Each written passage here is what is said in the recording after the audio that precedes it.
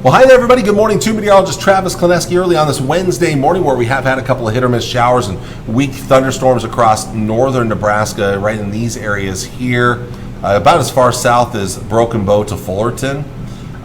Most of this is pushing eastward. They're very hit or miss. They're weakening, so we're not going to see a lot of activity out there today. But I think if we were to see anything over the next several hours, it would be right in here.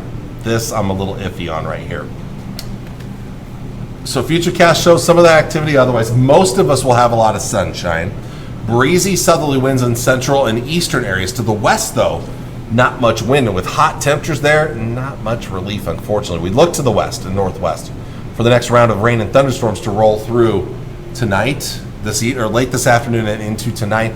These will likely be a little more hit or miss in nature, but severe weather is going to be a possibility. Then later in the night and into tomorrow morning, we start to dry things out. We could do it all over again tomorrow, but a better chance of more widespread rain and thunderstorms for more of our area. Now, clouds thickening up out west. It's still going to be pretty toasty for most of us, but again, later on, thunderstorms firing up. Severe weather becomes more likely late in the day and into the evening hours, and then that will weaken later in the night and into early on Friday. A cold front coming through is going to help to cool off things as we head towards the end of the week. All right, because we've got a variety of solutions, there's still some uncertainty when it comes to forecast models. I'm going to show you two other forecast models real quick here. So this one that I just showed you is not our in-house model because I'm not agreeing with it really well.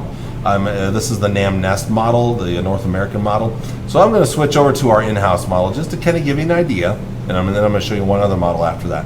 So obviously it's not showing any activity this morning other than a few clouds. So again, watching northern to eastern areas the next few hours for showers and storms, but then things firing up late this afternoon. Notice barely has anything tonight. Not saying that won't happen. That is a possibility, but it does show the better chance tomorrow here. By the way, I should have warned you, and I think you already noticed it, but my camera's not in the corner of the screen as I go into my editor mode here. So again, late tomorrow and into tomorrow night, more thunderstorms possible. This isn't very widespread at all either. So our in-house model is not very aggressive with the moisture these next couple of days, which is why I decided to keep it, or not use it, basically. So the last one I'm going to show you is the high resolution model, the HRRR model.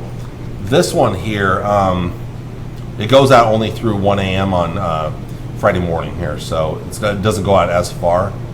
So again, does not have any of the activity this morning at all. So it's already not doing a good job, but it is showing more widespread activity developing later today and into tonight. Probably a little too aggressive. So, but it gives you a general idea of what we could be dealing with. And then tomorrow, again, a slight chance early, but then the chances start to really ramp up later in the day and into tomorrow night. And again, it only goes out till right there, 1 a.m. So it gives you a general idea, and as you see, and this is something we've been struggling with a lot lately, is that forecast models have not been doing a good job of agreeing with each other at all, and it makes forecasting very difficult. So, but those are some of the different solutions I wanted to show you here. Now let's look at the Storm Prediction Center's thoughts. They have put out a marginal risk of severe storms for a large part of our area for today and into tonight, but a little bit higher chance where there's a slight risk up here into northwestern and northern areas here, Thedford, Ainsworth, Valentine, Gordon. Now this could change, we'll see, but as of right now, your main threats look to be hail and wind.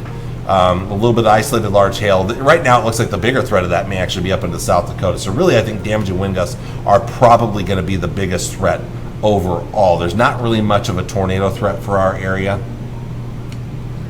Tomorrow, I think the activity is a little more widespread in nature, so we'll see a better chance of some severe weather. In fact, the Storm Prediction Center has kind of widened this area under a slight risk of severe weather and shifted it to the west a little bit. So a large part of our area included in a chance of some severe weather, not just a marginal risk, but a slight risk.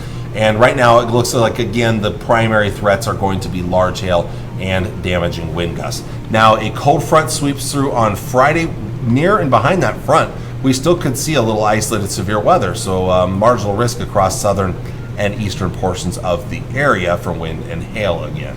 All right, on to your temperatures for today. Today, for many of us, this is going to be the hottest day this week.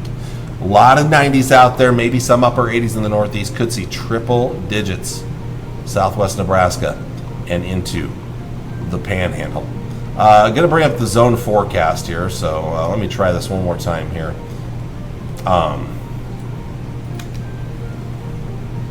Going to bring up the forecast highs again today, and then I'll go into that zone forecast here and trying something different to hopefully after today it won't have that lag here. So here's a look at the zone forecast. There we go. And again, we look to the northwest where highs could reach the low mid 90s. Again, isolated thunderstorms this morning, a little bit better chance this evening. Southwest areas will be the hottest. 99 today, Cambridge, 98 Curtis. How about 100 to 101? Cook, Trenton, 103, and Bankelman, 97. Ogallala, Imperial, or Ogallala and Grant, 95 for Kearney. Holdridge, we'll see if we get that high or not. A lot of that depends on how much humidity there is. If there's more humidity, the temperature can't climb as much. But that's one of the reasons why these areas could be hotter in here, because the humidity is going to be a little bit lower. Looking at the southeast, we're going to go upper 80s and low to mid 90s today, including 95 in Superior, 92 for Crete, 89 David City, 91 in Central City and York, and then upper 80s and lower 90s in northeastern areas. A couple of spotty showers are going to be possible in these locations here. So there's a look at your forecast around the area here. Let's take a look at tonight's temperatures down into the 60s and lower 70s for lows. Tomorrow, still pretty toasty in the south, 90s again, but cooler mid and upper 80s to the north as the cold front approaches. Tomorrow night, 60s to lower 70s again, and then on Friday, look at the cool down coming. Highs mid to upper 60s, low to mid 70s. Still some upper 70s possible here in the far southeast. A lot of this will depend on how far southeast that front can push. A nice, beautiful night, Friday night, Saturday morning. Now, this is the best weather right here. 50s and 60s for lows. Should be wake up to some fantastic weather early on Saturday morning. Saturday itself looks like a pretty good day. Highs in the low to mid 80s for the most part, and I think most of us will be looking at dry weather on Saturday. Let's look at the summation of that forecast these next few days here. 93 today, again in the Tri-Cities area. Small chance of thunderstorms this morning. A slightly better chance tonight. It's not a great chance. Tomorrow, slight chance during the day. A better chance comes tomorrow evening. 60% chance of thunderstorms, including some severe weather. Some of that lingers into early on Friday, another round possible later Friday into Friday night. It will be cooler Friday and Saturday.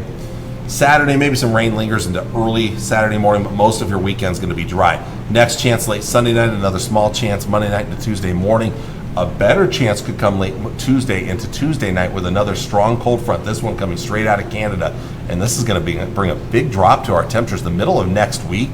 Look at that right there, 70s for highs. So bit of a roller coaster ride over the next 7 to 10 days here. The fluctuations coming with better chances of rain as well.